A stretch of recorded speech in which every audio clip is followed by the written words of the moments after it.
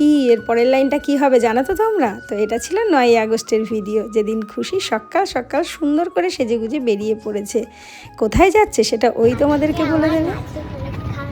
এদিকে স্কুলে এক্সাম চলছে আর তার মধ্যে পড়েছে নাচেরও পরীক্ষা। তো সকাল 11টা থেকে ওর টাইম ছিল, আমরা টাইম মতো পৌঁছেও গেছি আরও ঢুকেও গেছে, ভাবলাম বুঝি তাড়াতাড়ি হয়ে যাবে।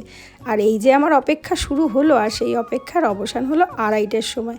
জানো তো পরের দিন ওর ম্যাথস পরীক্ষা ছিল, আমার এত টেনশান হচ্ছিল। পাক্কা 3.5 ঘন্টা এই কস্টিউমে মেয়ে ভেতরে অপেক্ষা করার পর বাইরে বেরিয়ে দুটো ছবি তোলার মতো পজিশান ছিল না, তবুও অনেক বুঝিয়ে দুটো ছবি তুললাম। তার কারণ আসার সময় টাইম মতো আসার আর ওকে সাজানোর এত টেনশান থাকে যে আমি একটাও ছবি তুলতে পারিনি।